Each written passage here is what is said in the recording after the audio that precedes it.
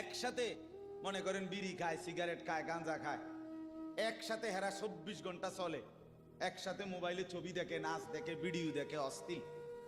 এরকম দুইজনের আলগা করে একজনের জিগান তোর লগের হেতে কেমন, হেতে কি করবো? উনি জোনায়েদ বাগদাদি,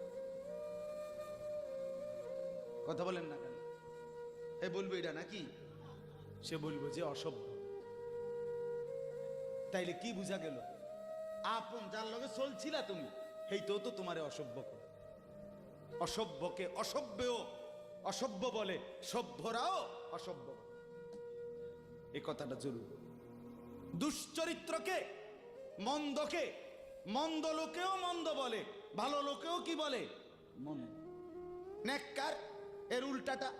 একটা লোক নামাজি, চরিত্রবান, দিনদার, আল্লাহর পথে চলে, ছেলেটা নামাজ পড়ে, যুবক, সমাজের যে কোনো কাউকে খারাপ, একার গাঁজাখোর, ফুট্টাখোর, বাবাখোরকে জিগান যে এই লোকটা কেমন, সে বলবে ভাই আমি খারাপ হইতে পারি, কিন্তু তবে হেতে ভালো। ঠিক কি না বলে?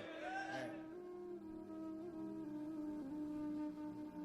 এজন্য প্রিয় বন্ধু, আবারও বলছি, বাপ জিন্দেগি নষ্ট করেন, হায়াতের কদর করেন, জীবনের কদর করেন, জীবন সুন্দর করেন। আপনার দিকে আপনি নজর দেন, আপনার দিকে। ছেলেদেরকে বলি, বাবা তুমি তোমার আপাদমস্তক দেখো, তোমার এই চুল মুসলমানের তো, তুমি খেয়াল করো।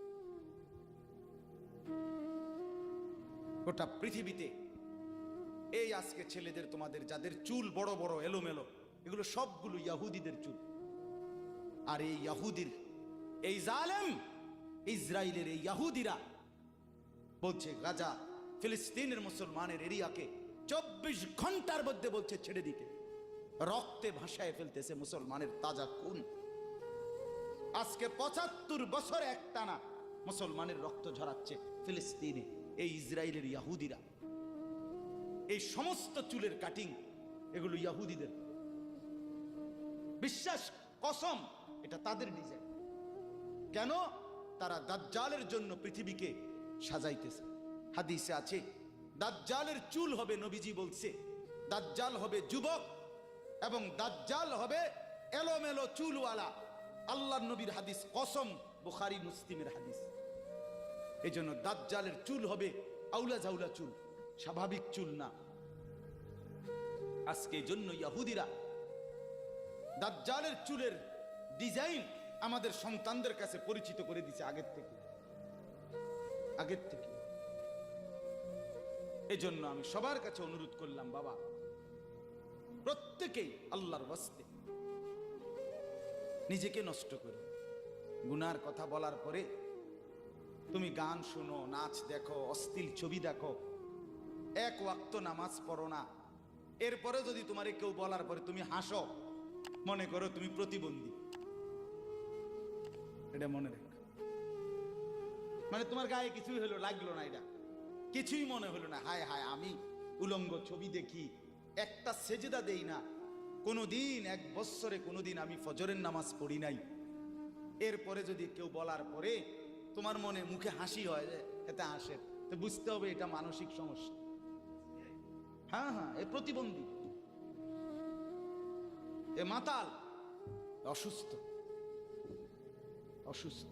আমি নিজে পাবনা, গত মাসে আমি পাবনা গেছিলাম, বিকাল বেলা আসরের নামাজের পরে পাবনা মানসিক হাসপাতাল, যেটা আমি নিজে দেখতে গেছি, আমার ওই এলাকার ওরা নিয়ে গেছে, এই বাংলাদেশের সবচেয়ে বড় মেন্টাল হসপিটাল যেটা।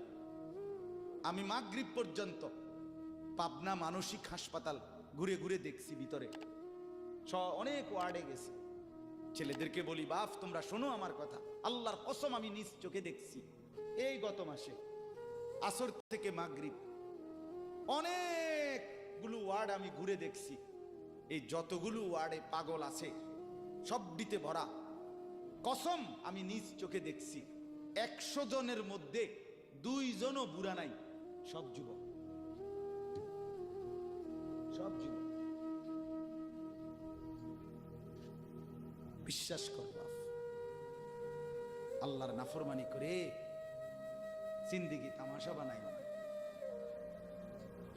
নারী দেখতে দেখতে, অশ্লীল ছবি দেখতে দেখতে, মোবাইল টিপতে টিপতে, আল্লাহকে সেজদা না করতে করতে চোখ কোনখানে গেছে গিয়া দেখো। দুই পাশের সাফা কদ্দুর ভিতরে ঢুকছে দেখো।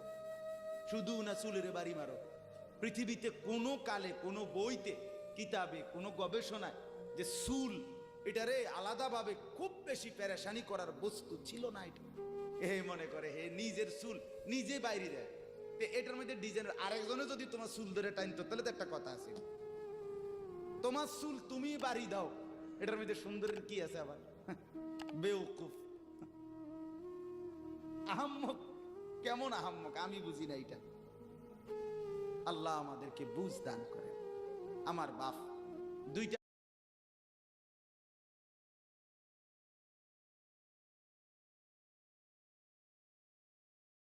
আয়াত পড়ছি, আমি তর্জমা বলি। আল্লাহ তাআলা